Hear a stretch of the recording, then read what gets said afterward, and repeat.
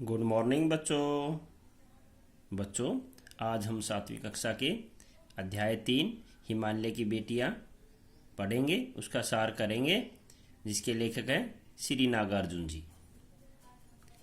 इसमें लेखक ने हिमालय को पिता की उपाधि दी है और उसकी नदियों को उसकी बेटियों की उपाधि दी है।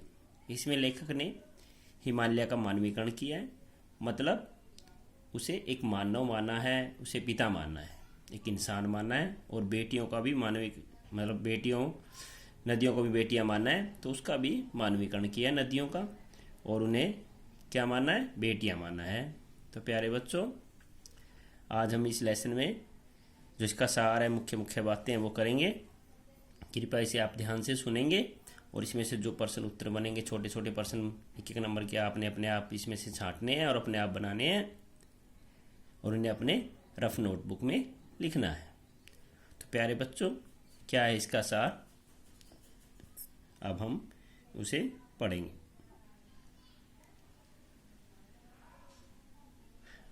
मैंने उन्हें दूर से देखा था।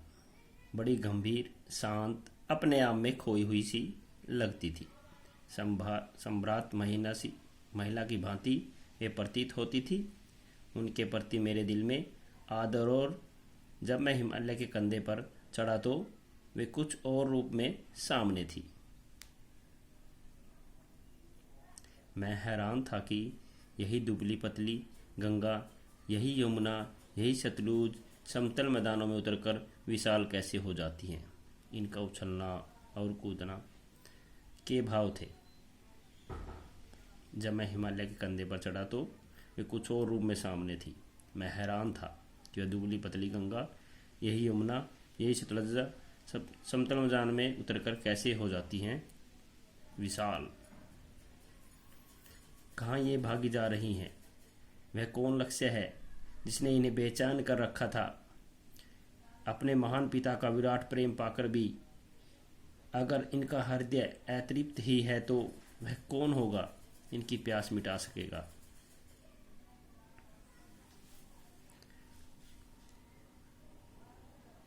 बर्फ जली नंगी पहाड़ियाँ, छोटे छोटे पौधों से भरी घाटियाँ, मधुर अधिकताएं, सरबसब्ज उपत्यकाएं, सा है यह इनका लीला निकेतन।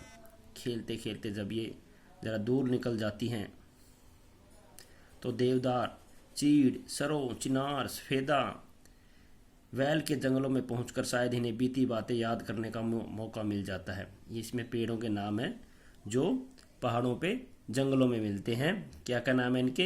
देवदार, चीड़, सरो, चिनार, सफेदा, वैल के जंगलों में पहुंचकर शायद इन्हें बीती बातें याद करने का मौका मिल जाता होगा। तो आपने ये प्रश्न बनाना है कि पहाड़ी जंगलों में कौन कौन से पेड़ मिलते हैं, कौन कौन से मिलते हैं? देवदार, चीड़, सरो, चिनार आदि, ऐसे लिखना है। तो आगे क्या है इसमें? हिमालय अपनी नटखट बेटियों के लिए कितना सिर धूनता होगा। सिंधु और ब्रह्मपुत्र जिनके नाम सुनते ही रावी, सतलुज, व्यास, चनाब, झेलम, काबुल, वुबाद, कपीसा, गंगा, यमुना, सरयू, गंडक, कोसी आदि हिमालय की छोटी बड़ी सभी बेटियां आंखों के सामने नाचने लगती हैं। तो प्यारे बच्चों, इसमें आगे क्या कवि ने नदियों के नाम लिए हैं? गंगा, यमुना, सरयू, गंडक, ये रहे देखो, कपीसा। तो आपने इसमें क्या लिखना है? प्रश्न बनाना है कि हिमालय की प्रमुख नदियों के नाम लिखो। तो आपने ये नाम लिखने हैं, एक छोटा प्रश्न बनाना है इसमें। तो आगे क्या है?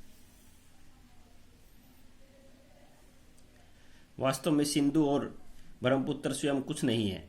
हिमालय के दिल की एक एक बूंद जाने कब से इकट्ठा होकर इन दो महानदों के रूप में समुद्र की ओर प्रवाहित होती है।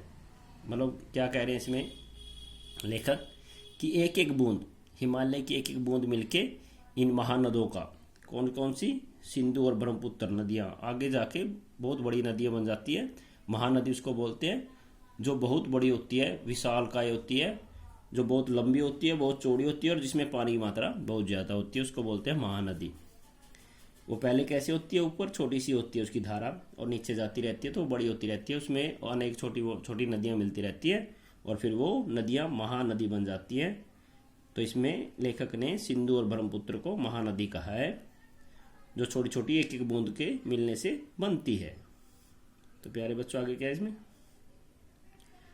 जिन्होंने मैदान में ही नदियों को देखा होगा उनके ख्याल में शायद ही यह बात आ सके कि बूढ़े हिमालय की गोद में ये बच्चियां बनकर कैसी खेला करती है। कालिदास ने विरही के अपने मेघदूत से कहा था, बेतवा नदी का प्रेम का प्रतिपादन, बेतवा नदी को प्रेम का प्रतिदान देते जाना, तुम्हारी यह प्रेसी तुम्हें पाकर अवश्य ही प्रसन्न होगी। काका कालेकर ने नदियों को लोकमाता कहा है। क्या काका कालेकर ने क्या क्या कहा है, लोकमाता। लोकमाता क्यों कहा है, क्योंकि यह सबका माता की तरह पालन पोषण करती है, सब लोगों का पालन पोषण करती है। जैसे माता अपने बच्चों का पालन पोषण करती है, इसी तरह नदियाँ भी हमारा पालन पोषण करती है अपने पानी के द्वारा।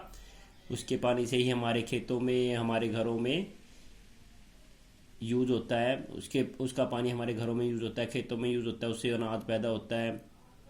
तो वो हमारा क्या करती है, पालन पोषण करती है। इसलिए काका कालेकर ने नदियों को लोक माता कहा है। यह भी प्रश्न बनता है छोटा, इसको भी आपने रफ नोटबुक में लिखना है। ममता का एक और भी धागा है जिसे हम इनके साथ जोड़ सकते हैं, बहन का स्थान। कितने कवियों ने इन नदियों को दिया है। एक दिन मेरी भी ऐसी भावना हुई थी, तिब्बत की बात, मन उचट गया था, तबीयत ढीली थी, सतलुज के किनारे जाकर बैठ गया। दोपहर का समय था, पैर लटका दिए पानी में, थोड़ी सी देर में उस प्रगतिशील जल में असर डाला, मन ताज़ा हो गुनगुने लगा। क्या गुनगुने लगा, ये देखो क्या गाने लगा उनका मन। जय हो सतलुज बहन तुम्हारी, लीला अचरज बहन तुम्हारी, हुआ मुदित मन हटा खुमारी, जाऊं मैं तुम पर बलिहारी, तुम बेटी यह बाप हिमालय, चिंतित पर चुपचाप हिमालय, प्रकृति नदी में चित्रित तट पर अनुपम अद्भुत छाप हिमालय, जय हो सतलुज बहन तुम्हारी। तो प्यारे बच्चों, हमारा लेसन यहीं पे ख़त्म होता है और आपने इसको एक बार अपनी बुक से ध्यान से पढ़ना है और इसमें जो छोटे प्रश्न बनते हैं एक एक नंबर के, वो चाटने हैं, उनके उत्तर लिखने हैं और अपनी रफ नोटबुक में लिखना है और उन्हें याद भी करना है। तो प्यारे बच्चों, आज के लिए बस इतना ही। आगे हम कल इसके जो मुख्य शब्द बनते हैं वो करेंगे। धन्यवाद।